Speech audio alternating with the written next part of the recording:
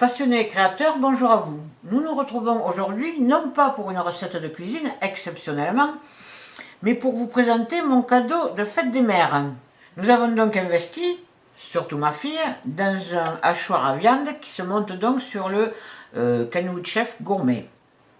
Voilà, donc, le corps du hachoir, la vis sans fin,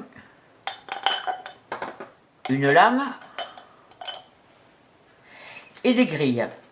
Alors, petite grille pour tout ce qui est mousse style terrine de brochet, terrine de poisson, tous ces trucs là. Une grille moyenne, donc pour faire par exemple la viande hachée, pour faire des steaks hachés, pour faire des hamburgers. Et une grosse grille qui sera plutôt, elle, pour la saucisse, les merguez, les chipolatas, enfin tout ça, vous voyez, pour faire voilà, de gros morceaux. Avec ces grilles, vous avez ce genre de papier. C'est un papier huilé. Je vous conseille, une fois que vous avez lavé vos grilles, que vous les avez séchées, de les remettre dans ces papiers pour les entreposer. C'est quand même mieux pour les grilles. Alors, quand vous achetez le hachoir, il est vendu avec tout un tas de cartons là pour tenir. Forcément, là, ils n'y sont plus. Donc moi, je laisse en principe la grille dont je me sers le plus, c'est la moyenne sur le hachoir. Hein, parce que sinon, il y a tout qui tombe. Voilà. Donc, une fois que vous avez mis votre vis, votre lame avec les lames tournées de ce côté-ci, vous posez vous positionnez votre guide. Alors il y a un petit guide, hein, donc vous ne risquez pas grand-chose. Et vous vissez.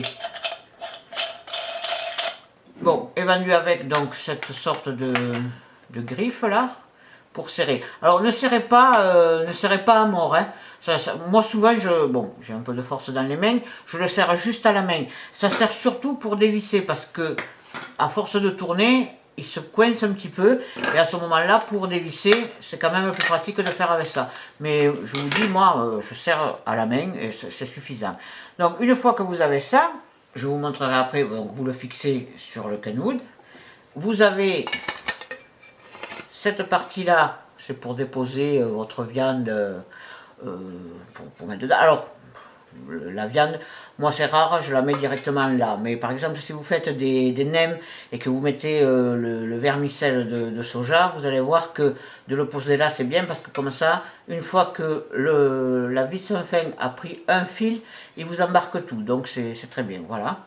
Le poussoir qui vient donc pousser votre viande, enfin tout ce quoi que vous achetez, de l'oignon, des carottes, enfin n'importe, ça pousse donc le poussoir. Et chose qu'il y a maintenant, et que je n'avais pas moi sur mon ancien, c'est qu'il y a un plat. Alors il n'est pas très grand, c'est vrai, si vous avez beaucoup de viande par exemple à hacher, mais si vous, pour récupérer la viande que vous hachez, ou pour mettre la viande que vous voulez hacher, enfin les aliments que vous voulez hacher. Et sous le hachoir, vous mettez ça et vous récupérez là-dedans. Voilà. Mais vous pouvez récupérer aussi là-dedans. Et moi je trouve ça très pratique, ça n'était pas avant et c'est très bien. Donc ça c'est pour hacher. Viande, comme je vous dis, oignons, enfin ce que vous voulez. Maintenant, quand vous avez haché votre chair pour la saucisse avec cette grille, vous mettez ça. En principe, il y a un détrompeur aussi, voilà.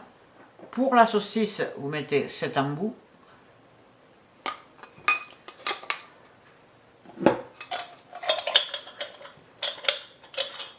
Donc la chair à saucisse est déjà hachée. Vous l'avez assaisonnée, vous la remettez dans votre hachoir. Là, il n'y a que la vis sans fin, sans lame.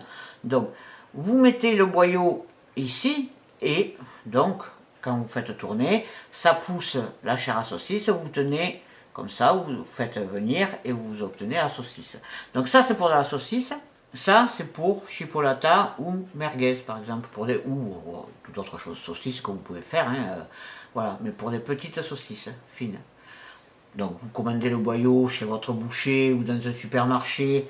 Il y a certains supermarchés qui ont des boyaux en permanence, mais s'ils n'en ont pas, si vous allez au rayon boucherie ou au rayon charcuterie, ça dépend des endroits, vous commandez des boyaux de porc ou de bœuf, ça dépend de ce que vous voulez faire. Enfin, en principe, avec les boyaux de bœuf, on fait plutôt le boudin et le melsa, par exemple. Vous commandez des boyaux et ils vous les procurent, même si ce n'est pas la saison du cochon ou autre. Alors, un jour, je ferai de la saucisse et je vous montrerai comment ça marche exactement. Tout comme nous ferons certainement prochainement des hamburgers avec les pains, buns et les steaks hachés à la machine. L'avantage de le faire soi-même, c'est qu'on peut mettre ce qu'on veut comme viande et l'assaisonner comme on veut. On peut mettre du poulet, du porc, on peut mettre même du poisson, on peut mettre ce qu'on veut. Voilà. Donc ça, c'est cette partie-là. Après, il y a une partie, alors j'ai regardé moi sur internet ce que c'était. Visiblement, c'est un plat oriental. De quel endroit exactement, je ne sais pas. Ça s'appelle des kébés, si j'ai bien lu sur... voilà, ça s'appelle accessoire à kébé. Donc, toujours le même système. Quand vous avez haché votre viande, c'est assez bizarre. Alors, j'essaierai d'en faire pour voir exactement. Alors, en fait, les kébés, ce sont des petites boulettes farcies. Alors, c'est une boulette faite à base de viande et de, je ne sais plus quoi, de farine ou de semoule ou de chapelure en fait. Vous faites une boule, au milieu vous faites un trou et à l'intérieur vous le farcissez avec une farce à base de viande et après vous faites frire. Donc, je n'en ai jamais fait, je n'en ai jamais goûté, je l'ai vu sur internet parce que ça m'intriguait. Donc comme ça, ici, ce qui vous fait la forme en fait du kébé, puisque ça va faire, ça va dans la forme, avant de le farcir, ça ressemble au petit calmar que vous farcissez, vous voyez, ça fait comme un tube, mais il faut un coup de main, parce que j'ai regardé la vidéo sur internet, il faut quand même un petit coup de main, voilà. Et après, vous mettez vous vissez, comme ça. Donc, un jour que j'aurai le temps, j'essaierai d'en faire et je vous montrerai, si j'arrive à les faire, je vous montrerai comment ça se fait, voilà. Alors, je vais le laisser monter comme ça parce que je vais vous montrer quand même comment ça se monte sur le canot, c'est très rapide. Hein. Bon, réflexion faite, je vais enlever ça, je vais remettre la lame avec la grille. Enfin, c'est pas moi qui réfléchis, c'est ma fille. Donc voilà, la grille moyenne.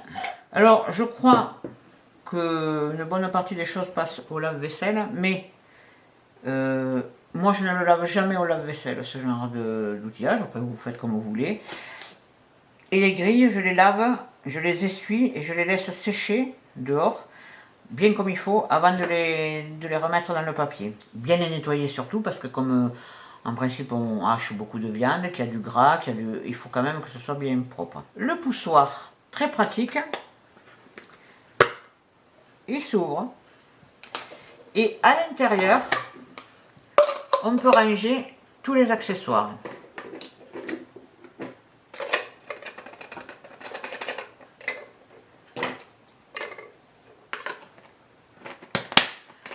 Ce qui fait, alors vous pouvez les laisser, naturellement si vous ne vous servez pas des embouts à saucisses et compagnie, vous pouvez les laisser quand vous en servez comme poussoir.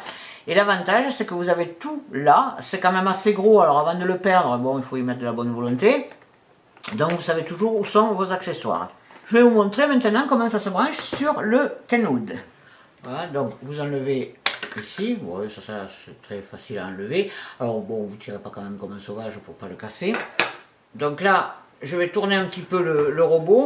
Donc vous enclenchez, hein, vous voyez c'est une tige, je dirais hexagonale.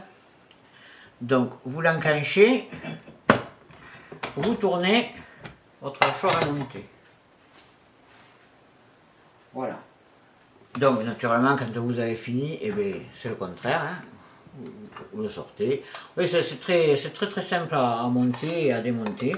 Et c'est très pratique quand vous avez pris l'habitude de faire vos steaks pour les burgers, enfin ou pour les burgers ou pour des steaks comme ça pour vous, hein, pour à base de la viande que vous voulez ou du poisson ou de ce que vous voulez. C'est très vite monté, ça va très vite, hein, c'est un hachoir assez puissant. Après vous vous dites que bon, ben il y a tout un univers qui s'ouvre à vous au niveau des steaks hachés.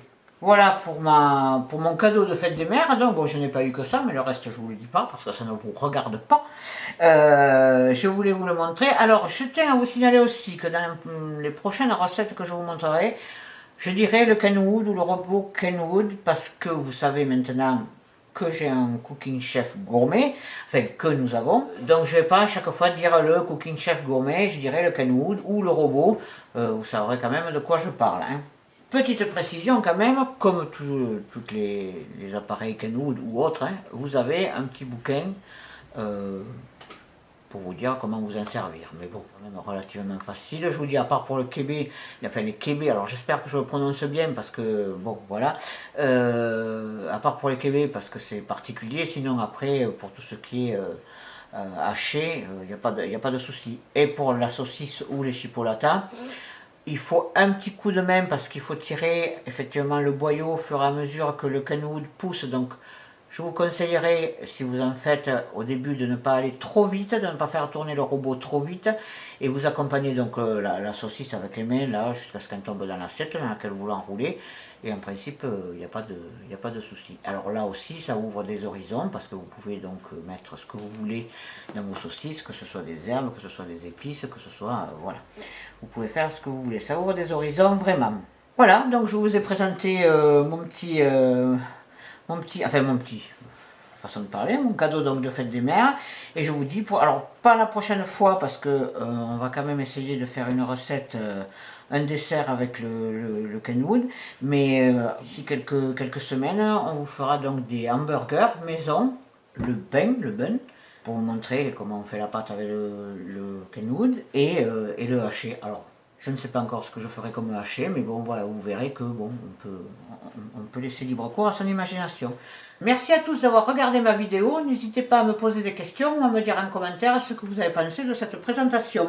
Je vous invite à nous suivre sur le blog et les réseaux sociaux que vous pouvez retrouver dans la description de la vidéo. A bientôt pour de nouvelles gourmandises. Et pour paraphraser le chef qui m'a donné envie de cuisiner, je vais bien sûr parler du grand Joël Robuchon. Bon appétit bien sûr.